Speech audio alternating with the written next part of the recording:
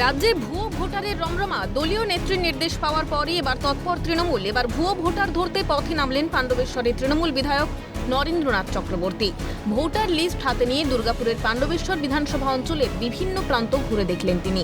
বাড়ি বাড়ি ঘুরে করলেন ভুতুড়ে ভোটারের খোঁজ।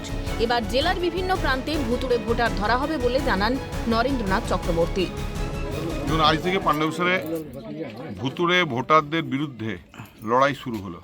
আমার সঙ্গে আমার ব্লক প্রেসিডেন্ট আছে, যুব প্রেসিডেন্ট আছে, অঞ্চল সভাপতি আছেন, পঞ্চায়েত মেম্বাররা আছেন, পঞ্চায়েত সমিতি মেম্বাররা আছেন।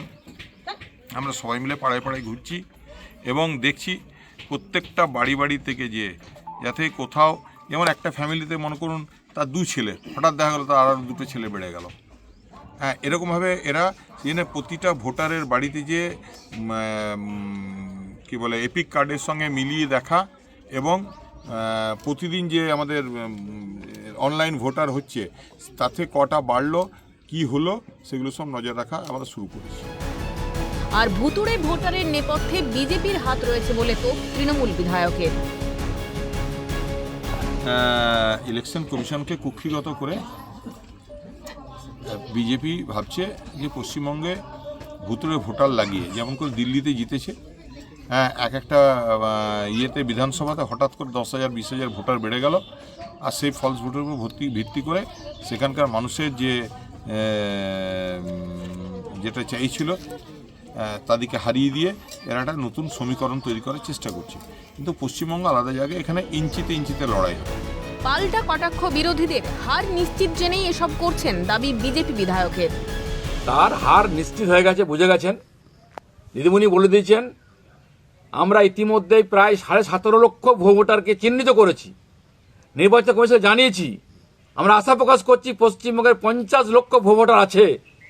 দিদিমণি এখন নাটক শুরু করেছেন, তাই এখন বাড়ি বাড়ি গিয়ে নয়ন চক্রবর্তী তিনি এখন ভোটারকে সংশোধন করছেন। আমরা চাইছি তো করুন, তিনি করলে পরে তিনি প্রথমে উৎখাত হবেন, তিনি প্রথমে বিতাড়িত হবেন, তিনি গোহারা হারবেন।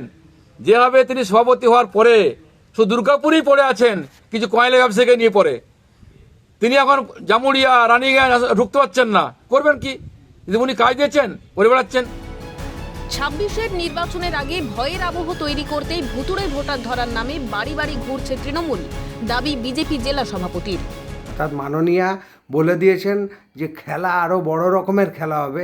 সেই বড় খেলার যে পরিণতি কী হবে তার জন্যে তার যে সৈন্য আছেন তারা আজকের থেকেই মাঠে নেমে পড়েছেন এবং বাংলার মানুষকে ভয় দেখানো থেকে শুরু করে জাতির নামে, ভাষার নামে, ধর্মের নামে বিভাজন করার কাজ, ভোটার তালিকা দেখতে যাওয়ার নাম, সংশোধন করার নাম করে ওনারা এই কার্যকলাপগুলো চালিয়ে যাচ্ছেন। 26-এর নির্বাচনের আগেই ভাই বোনের সেটিং গেম চলছে, কটাক্ষ কংগ্রেসের। কোনোটা নতুন কিছু নয়, এটা হচ্ছে ভোট আসছে 2026 সালে, তার আগে ভাই বোনের সেটিং গেম চলছে। ছোটবেলা ভূতের গল্প শুনেছেন, ও মেছো ভূত, মামদো ভূত, এখন কিছু মেছো ভূত মামদো ভূত ধরতে নেমেছে।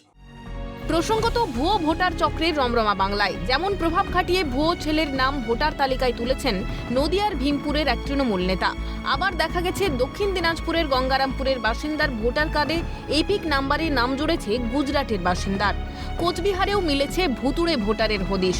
একাধিক ভুতুড়ে ভোটারের হদিশ মিলেছে দক্ষিণ 24 পরগনার চম্পাহাটিতে। আর এই ইস্যুতে চড়ছে রাজনৈতিক পারদ। শাসক দলের দিকে উঠছে অভিযোগের আঙুল। 26-এর নির্বাচনের আগে ভুয়ো ভোটার ইস্যুতে তাই ভাবমূর্তি স্বচ্ছ রাখার মরিয়া প্রচেষ্টা চালাচ্ছে তৃণমূল, দাবি নিন্দুকদের। দুর্গাপুর থেকে রাজেশ সেনগুপ্তের রিপোর্ট, ক্যালকাটা নিউজ।